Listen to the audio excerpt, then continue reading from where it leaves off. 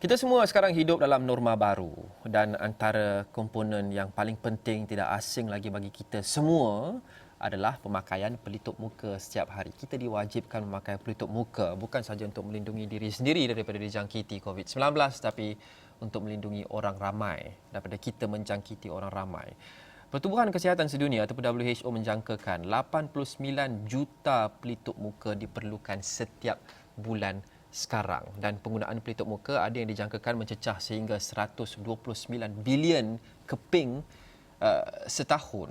Ini membawa kesan yang mungkin kita tidak sangka-sangka tatkala kita sibuk berperang dengan COVID-19, kita juga berdepan dengan impak-impak berantai yang dibawa oleh wabak ini, iaitu penggunaan pelitup muka yang naik dengan begitu mendadak membawa kepada pembuangan pelitup muka yang juga naik secara mendadak yang sekaligus menjejaskan alam sekitar. Inilah kisah di sebalik segala berita yang COVID-19 yang kita ceritakan setiap hari. Dan rakan setugas saya, Faris Azman, ada sedikit sebanyak mengikuti isu ini. Ya, dan betul. Faris pagi tadi difahamkan menyertai satu inisiatif pembersihan pantai.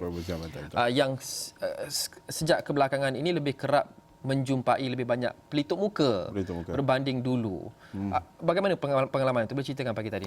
Okey, itu program pembersihan pantai bersama dengan Yang Amat Mulia Puteri Sultan Selangor, Tengku Zata Shah, Datin Paduka Tengku Zata Shah, yang turut bersama-sama dengan kita dalam inisiatif oleh Reef Check, iaitu Reef Check Malaysia adalah satu NGO.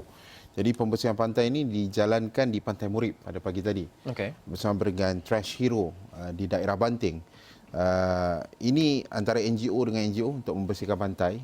Buat pertama kalinya saya join pada program ini untuk kita buat liputan. Dan agak terkejut apabila melihat pelitup muka, PPE seperti sarung tangan getah tersadai di tepi pantai begitu. Macam mana dia dibuang sehingga ke pantai. Dan apabila kita bertemu dengan NGO-NGO itu, mereka mengatakan sejak MCO lebih banyak pelitup muka yang dijumpai di tepi pantai. Dan ada juga pelitup muka ini boleh menyerupai seperti makanan apabila dia berada di laut. Dia seolah-olah macam obor-obor atau ampai-ampai. So bayangkan marine life ataupun kehidupan marine, mereka ingatkan makanan mereka akan makan dan ini akan memberi kesan kepada marine life ataupun kehidupan marine ini, dan ia boleh memberi kesan juga kepada alam sekitar. Di tepi pantai kita bukan sahaja fizikalnya kita nampak agak tidak cantik, tetapi kesannya amat mendalam. Dan pelitup muka ini, kalau kita tahu cara kita pakai pelitup muka itu, sebabkan COVID-19 kita menentang virus, kita perlu handle dia dengan care, kita perlu buangnya dengan betul. Tetapi bagaimana ia boleh pergi ke tepi pantai?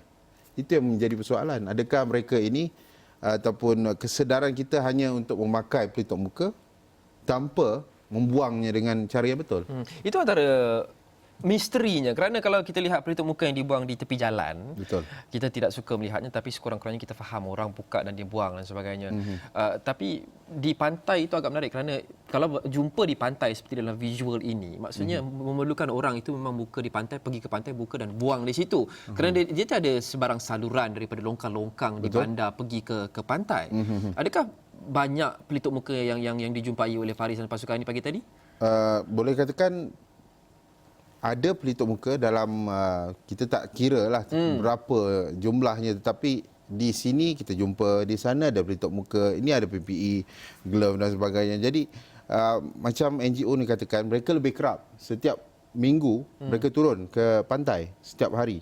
Pantai Murib atau Pantai Murib dia ada daerah di mana seperti Trash Hero sendiri dia ada 43 daerah Trash Hero. Di mana pasukan-pasukan ini di Murib saja, di pantai lain saja. Tetapi setiap minggu mereka turun dari jam 8.30 pagi hingga jam 11 tengah hari. Mereka pergi situ. So mereka mengumpul, itu anda boleh lihat pelitup muka yang dijumpai oleh Tengku Zata Shah sendiri. Agak hairan mana pelitup muka ini boleh tersadar di tepi pantai. Adakah dia dihanyutkan dan sebagainya. Ini antara pakaian swimming ataupun pakaian renang yang turut dibuang macam tu.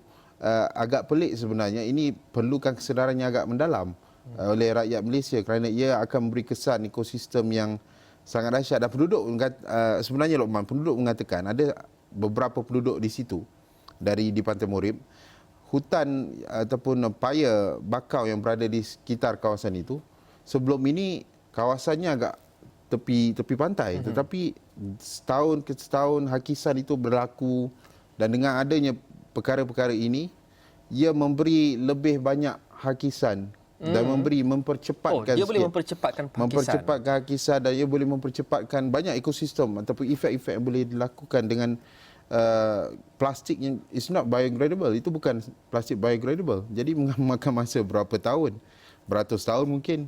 Itu akan menjadi penyebablah kepada ekosistem kita tidak terganggu.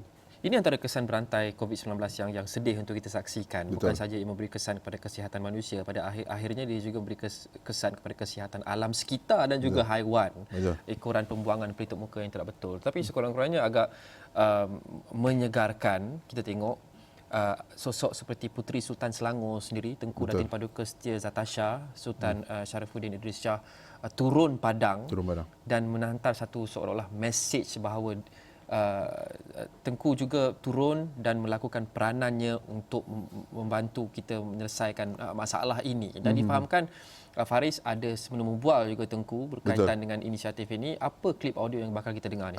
Beliau apabila berbual, ini antara Tengku sendiri telah menjalankan perkara ini, inisiatif ini sejak 2017 hingga sekarang.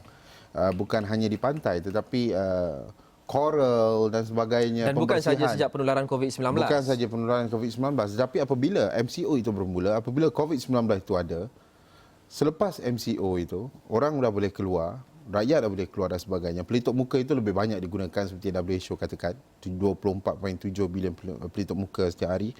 Bilangan pelitup muka yang dijumpai di tepi pantai itu semakin lama semakin banyak. Dan mungkin kita boleh dengarkan sikit apa dikatakan oleh Tengku Zatasha. And Redang as well.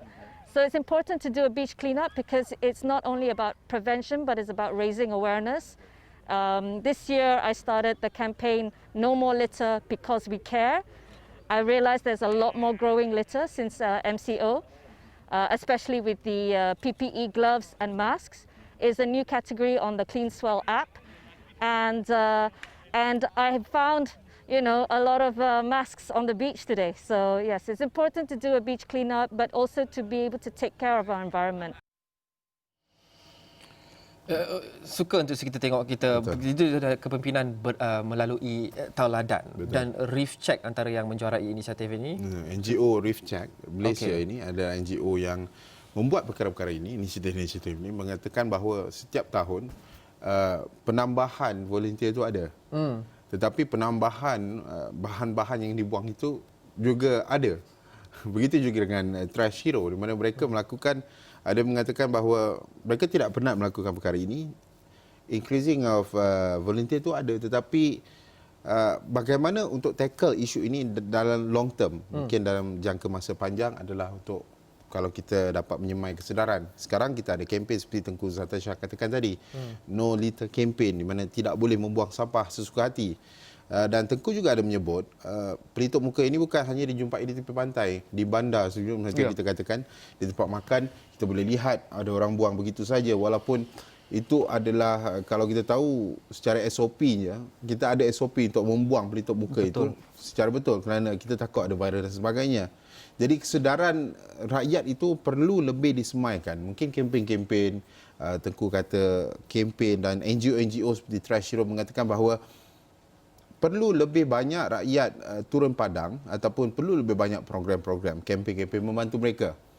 Ada funding-funding daripada syarikat-syarikat untuk mereka membeli bag sampah, plastik sampah, sepit untuk seperti mereka gunakan dalam visual sekarang. Tetapi ini semua adalah volunteer. Tetapi volunteer itu berlaku apabila kita ada kesedaran.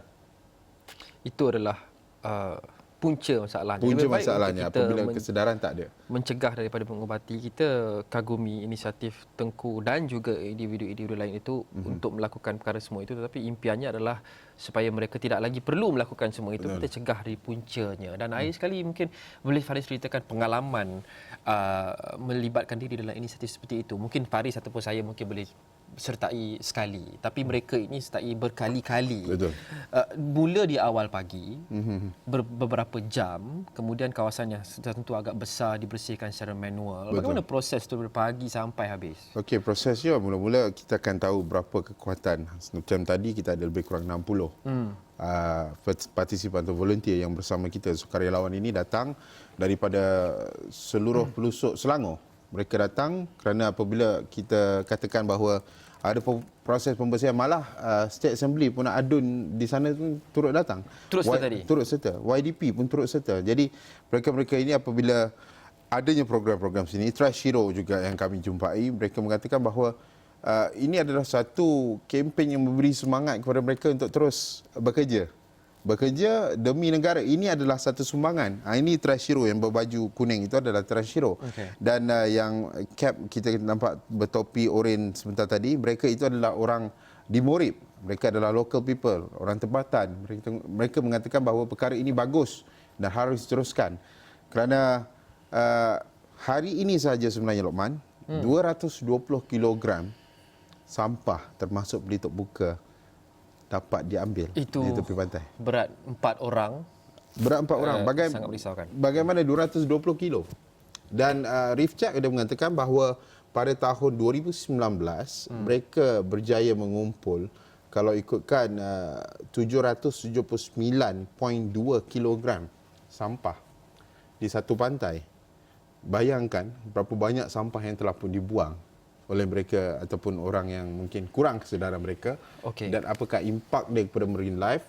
Kalau perkara ini berterusan, kita khawatir alam sekitar kita akan terganggu dengan mungkin lebih teruk daripada sekarang. Ini antara kesan yang berangkai atau berantai daripada COVID-19. Kita harap kita kagumi inisiatif seperti ini khasnya oleh Tengku, tapi kita harap inisiatif seperti ini tidak perlu diperbanyakkan dalam tahun-tahun akan datang kerana penting untuk kita atasinya pada punca. Kesedaran kita semua, pelitup muka itu bukan susah untuk kita buang dengan betul. Tong sampah ada beratus-ratus di tepi jalan. Betul. Terima kasih Faris Azman memberikan perkongsian sedikit sebanyak berkenaan dengan inisiatif Beach Cleanup ini. Itu saja untuk cerita hari ini. Terima kasih kerana menonton. Saya Lukman Haris. Assalamualaikum, salam hormat. Kita jumpa lagi. Jaga kebersihan.